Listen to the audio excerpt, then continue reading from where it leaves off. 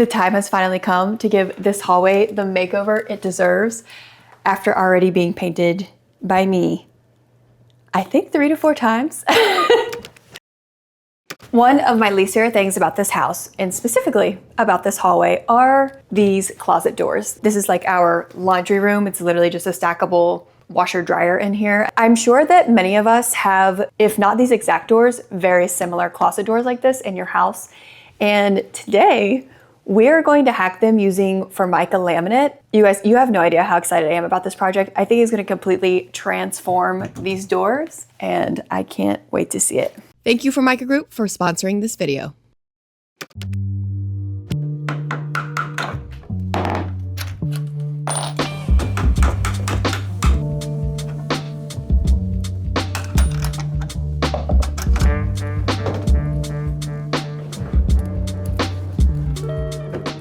Here's the plan. I'm going to cut out the slats from the top panels and replace them with fluted glass. Then cover the rest of the door in Formica Laminate in the color Stained Luster Walnut. To tie everything together, I'll add custom trim around the fluted glass and lower panels, stained to match, and of course, a few finishing details.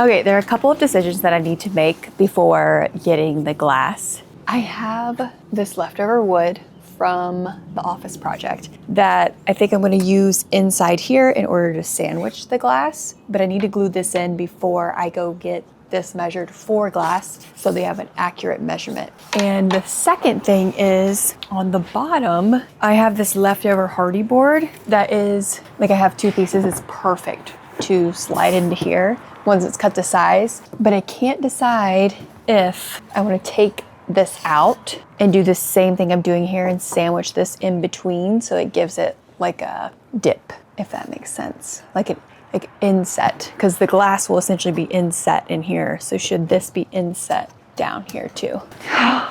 It's more work, but the other thing I could do is once cut the size, slide it into here, but then I'm gonna need another piece for the back to do the same thing. The other thing I need to do is there needs to be some kind of ventilation for these doors. Now, after researching it, if you have doors that have big gaps on the bottoms or in the middles or on the sides, which these do when they're shut, that should be plenty of ventilation. But I found these grills and thought they were so cute. Not in this color. I'm gonna spray paint them. And what I think we'll do is cut a hole, put this down the door, and it'll be a nice little decorative addition to each door. So while I decide about this, I'm gonna cut this hole, spray paint these, and then I'm gonna run to the glass store and get that ordered so I can get it as soon as possible. But aren't they so cute?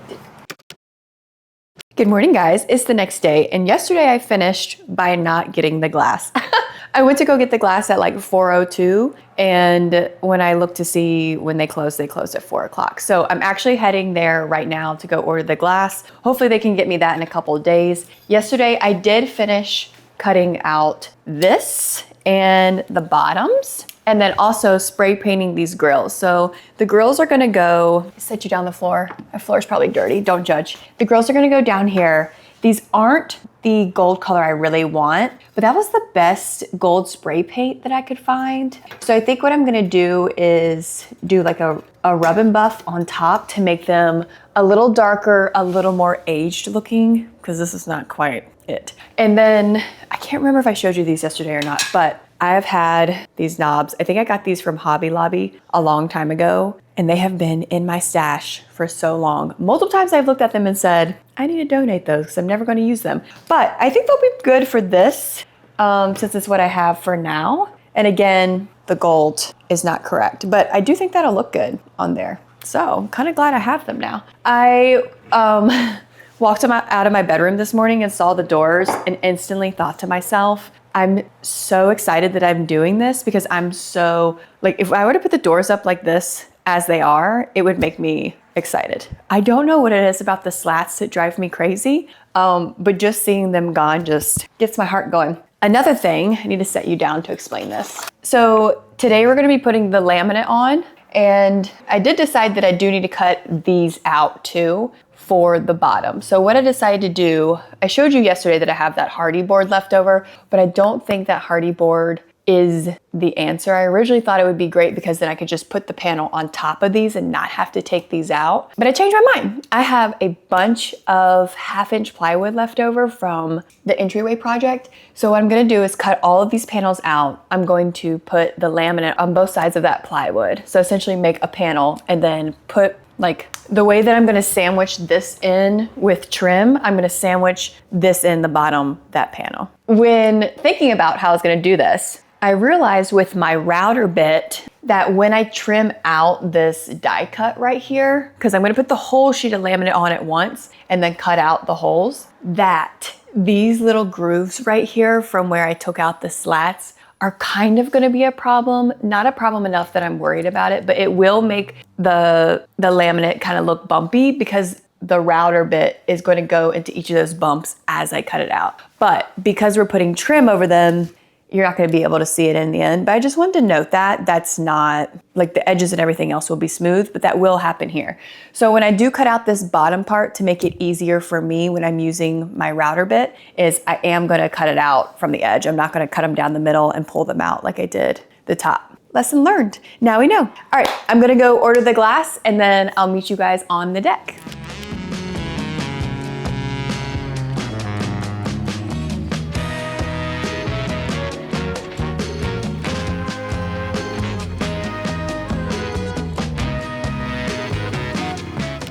Okay, I got the glass ordered. Time to cut out the rest of these slats.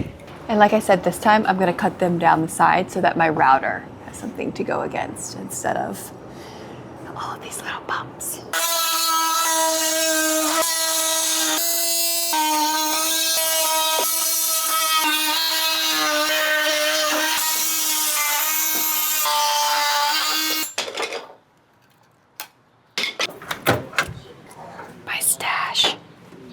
Okay, so I have all of this 1/2-inch plywood left over from the entryway project, and what I'm gonna do is cut it down to fit these two panels to cover in laminate to go in there, like we talked about at the beginning of the day.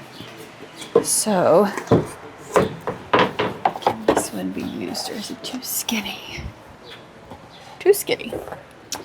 Right. You guys like seeing my stash of wood? Okay, we're gonna use this piece. I think I have enough for both. Yes. Perfect.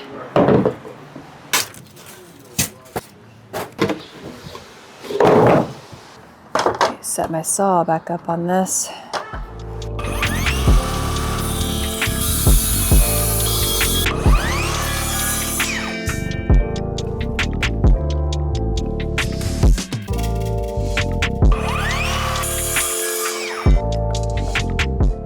Okay guys, I cannot wait to show you this. This is the laminate that we're gonna be covering the doors in. It's stained luster walnut in their new InDepth surfacing line, which means basically that it has a little bit of texture to it, which looks like real wood grain in my eyes. So let's get it out. Formica Group gave me a discount for you to use on their website. Enter westonwillow15 at checkout for 15% off. And just a heads up, it is case sensitive, so be sure to type it in all caps.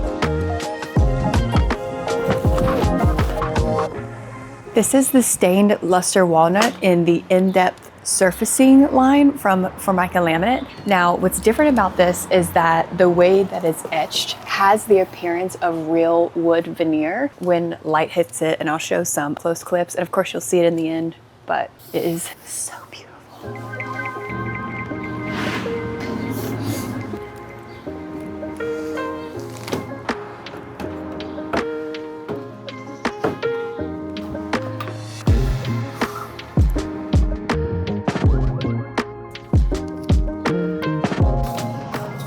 The first thing I like to do when I'm working with laminate is cut it down to manageable sizes because number one, I don't have a lot of space, and number two, it's a 4x8 sheet of material, so it is very large and it's just easier to work with when it's smaller. So what I'm gonna do is cut 3 strips, and then I can use 2 of those strips for 2 fronts and 1 strip for the back. I like to use my circular saw. You could also use a jigsaw, but you need to make sure with the jigsaw that you have the correct blade before cutting, otherwise it's going to chip your material. So what I'll do is I'll move these as I get to the ends of them to make sure I'm not cutting the ground. I should have mentioned this. I'm using the saw blade that came with my circular saw when I bought it, and when I used it on my first project that I ever did with Formica, it worked totally fine. It's also really important that you leave at least an inch. That's what I like to leave anyway. It doesn't have to be an inch, but enough that where you have some wriggle room when you're laying your piece down when it's time to glue it,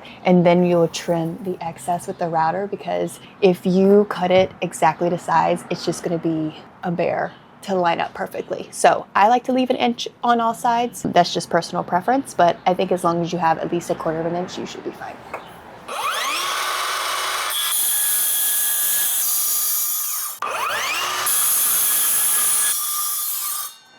Not the most perfect cut, but that's why you leave wiggle room. I also wanted to note that when you are working with laminate like this, especially after you have cut it, the edges are extremely sharp. So just be really mindful of that. You can wear gloves, which is probably smart. You should probably have some on right now. But yeah, until the edges are filed down, they can be very sharp, and they're like, can give you big paper cuts. That's what I think they're like anyway. All right, last cut for now. Much better cut that time. And if you see little blue pieces of plastic that look like they've been cut, that is not the laminate, that's the edge of my guide. I just set up my circular saw again, and I guess I set it up a little too close, so it's cutting off pieces of the edge of my guide. Okay, there we have it, 3 pieces.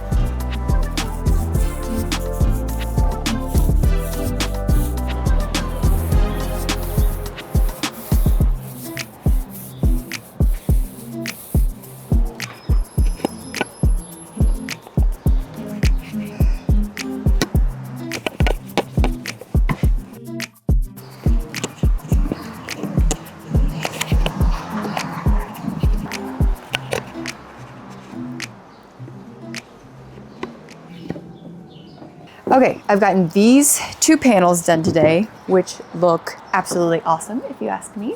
I'm so excited. Cole got home from work and I showed them to him, and he did not realize that this wasn't real wood.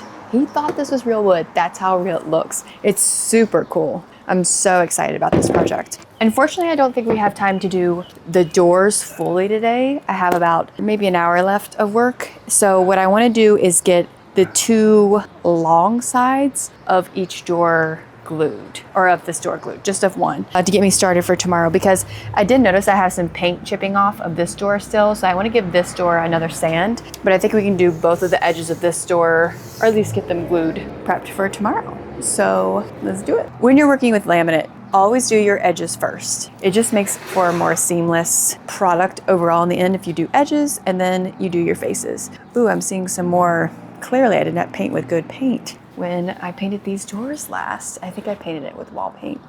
Don't do that. So this is gonna be interesting. I cut down all of these strips for the sides, and obviously what I'm gonna have to do is put glue on them, let them sit for, I've been doing 20 minutes, it's pretty warm out here. I think 15 minutes is probably fine, but I've been doing 20 just to be safe until it gets a tacky surface, and then I can roll it on. Get all the dust we can get off. It's a very long piece. So, how do I want to do this?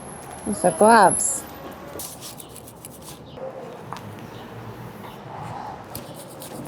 I'm gonna move this out of the sun. And then roll the edge. Oh boy.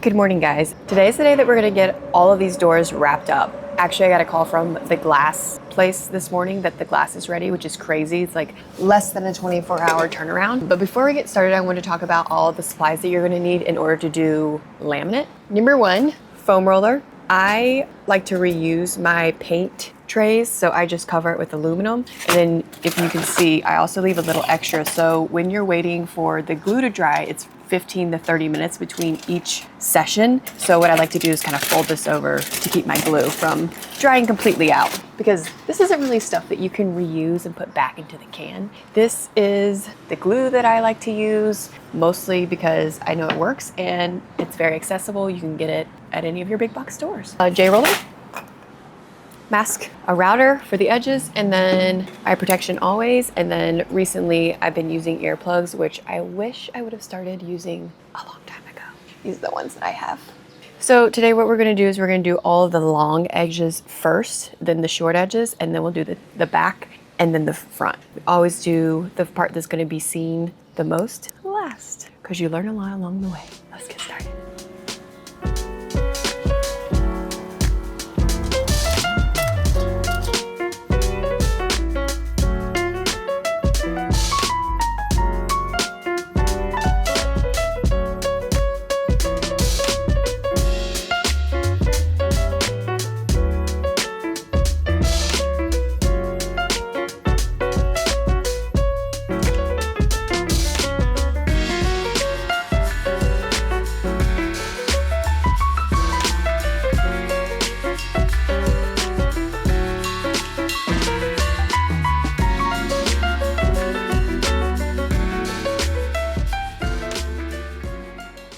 Okay, this part's gonna get a little tricky, and I truly don't know if it's gonna work, but I covered up where the hinges go with some masking tape to give me an idea of where they are once this is on. And you can see right here, this isn't glued to anything right here. So what I'm going to do, this is kind of my test run, is to prevent chipping, I'm gonna put down some masking tape. And I tested this on my test piece and it seemed to work. So I hope this works too. And then I'm gonna mark where I'm gonna cut out the hinge groove. Then this is not what I'm worried about. This is what I'm worried about, because it's very skinny up here, what's left over. So we're just gonna start small, something like this. And I'm gonna use my multi-tool to cut it out. Fingers crossed.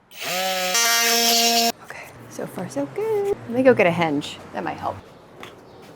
It's a little small. All right, we're just gonna keep going. Chip away at it.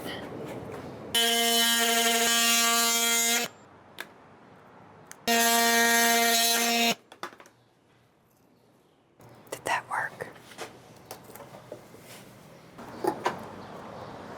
Doesn't quite fit. I think I need a little more off this side, maybe.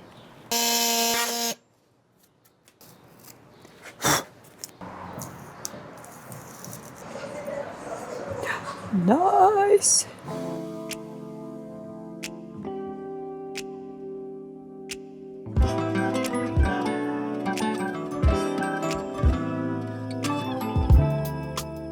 Adding laminate to things has become one of my favorite processes. I think it's a really easy process to do once you get the hang of it, and mostly get the hang of the router. The router is the most challenging part, but that's why I always run test pieces, just to get myself, like I did with this project. I haven't touched the router in a long time, so I ran some test pieces, felt more comfortable with it, got it done. Now, the only thing about this process is it takes time.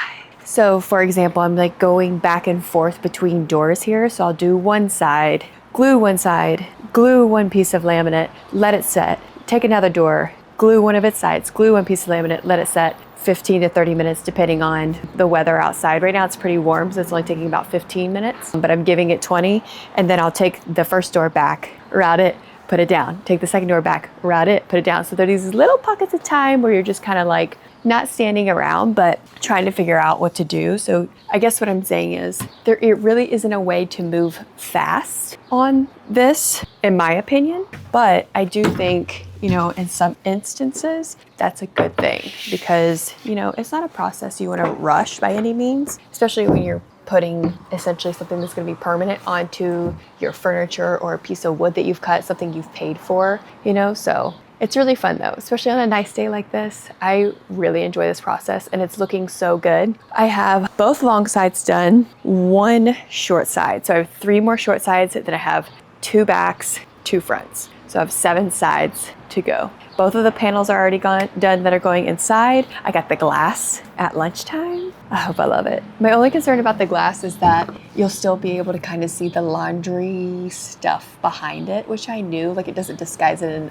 that much, but maybe we can think of a fun way to make it a little more disguised. So I'm gonna get all the sides done and then I will come back when we start doing the backs.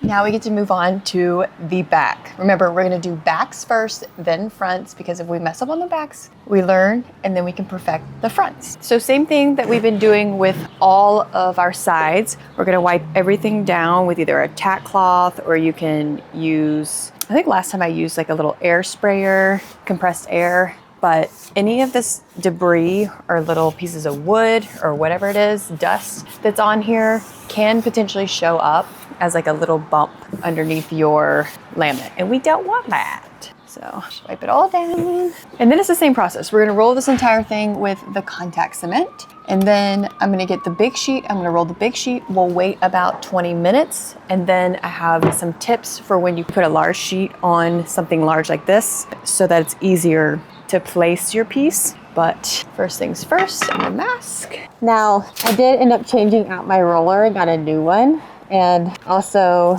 change out my aluminum foil because I did notice my old roller got some, I don't know what it was on it, that was kind of not allowing the glue to roll smooth. So don't be afraid to do that as well. Change out your stuff because it's not worth doing all this work and then one thing ruining it. You want to get any corners or edges really good, especially the corners, I have found.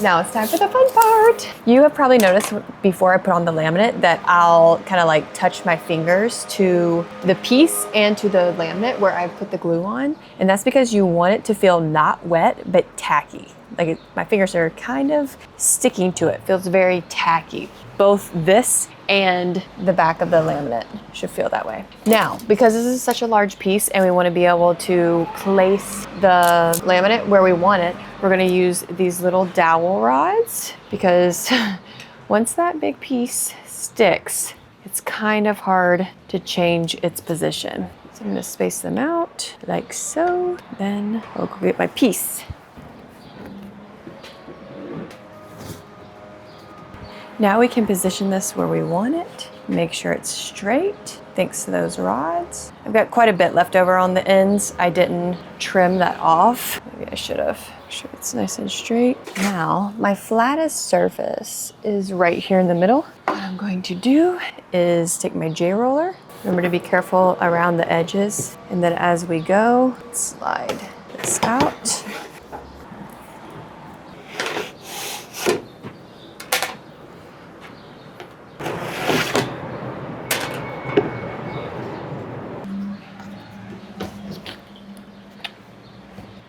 Looks good. Now I like to give it, I don't know, at least 10 minutes just to kind of sit there and really stick before I route it. And then I'll talk to you about the difference in routing when we get there.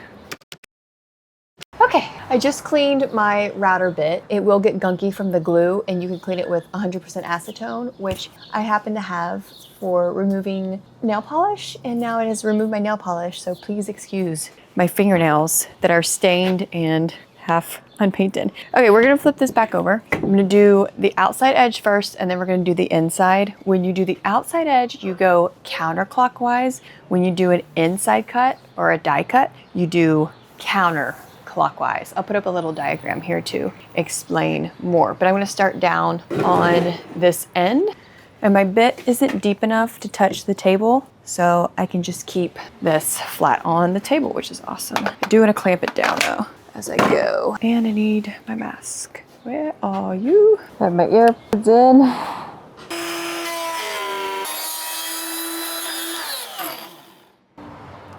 No.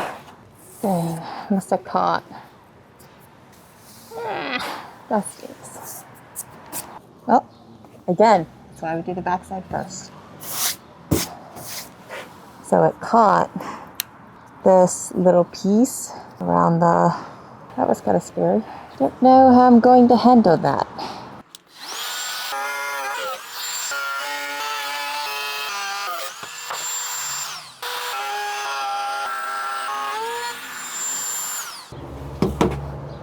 Woo! All right, looks pretty good except for that spot over here. It's just really sad. I forgot about, I don't know how I'm gonna fix that part, but everything else looks good. For right here, I think what I need to do on these parts are lift the blade because it's catching underneath.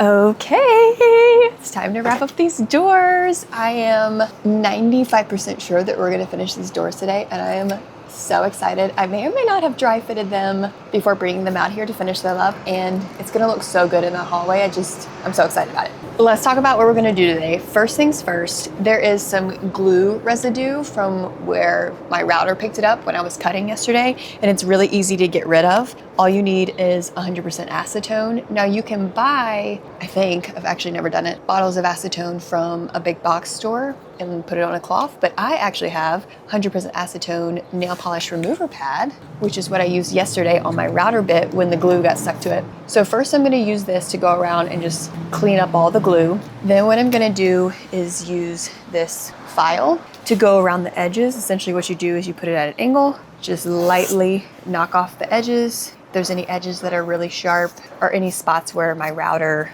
kind of, missed a spot that I don't like, clean that up.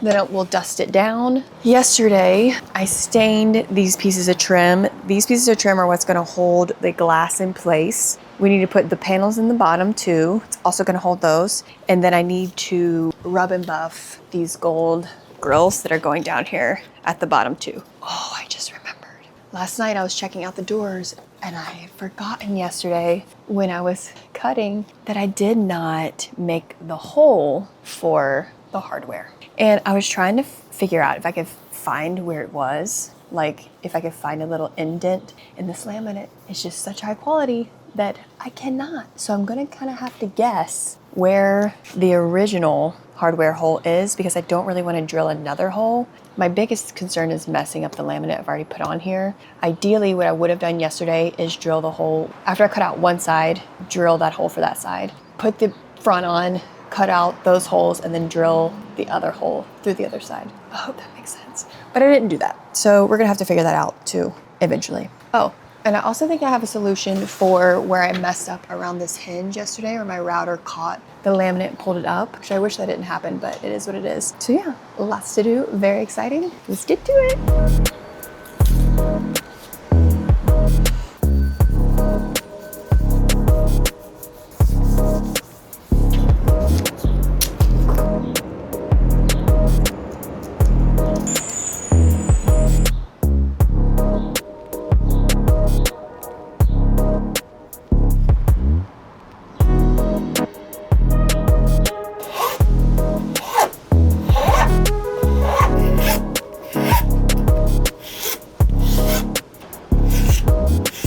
Okay, so these flat pieces are gonna go inside here to cover up this, and also it's gonna help sandwich the glass right here. So it's gonna go here. Then I need to cut it to size. Then this, so this will go inside, doink. And the reason why I'm not so worried about how this trimmed, remember I said a couple days ago that because of these little grooves, the router was gonna make this inside wobbly, but I wasn't worried about it. Was because I always planned to have this, then, again, it needs to be cut to size, go on top.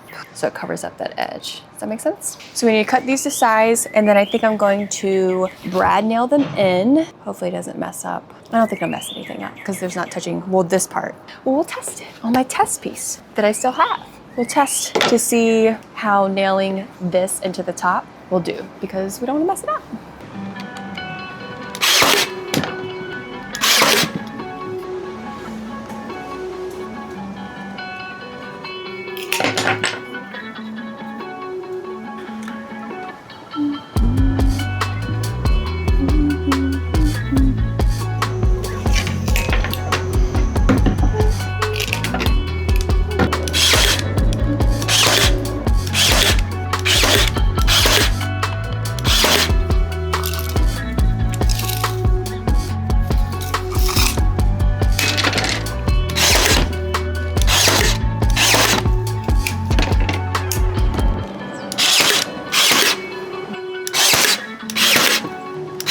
Okay, so I of course did not stain enough trim, so I'm working on that currently, but we do have this much done of the trim. Now, what I can do, because I'm impatient and I want to see it, is go ahead and put in the bottom panel, and I think I'll just do that using silicone. So here's our bottom panel. I'll put a bead of silicone behind the trim that I do have and in the crevices. Then you can do it. We'll slide that in there. Look how good that looks.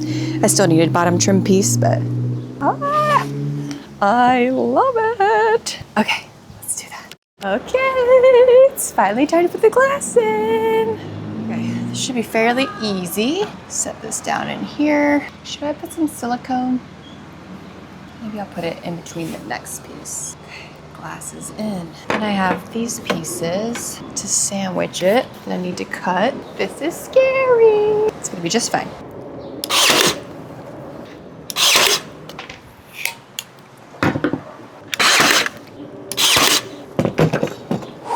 This is nerve-wracking.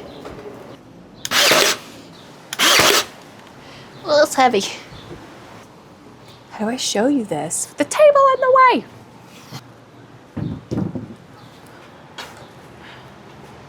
Oh my gosh. You guys,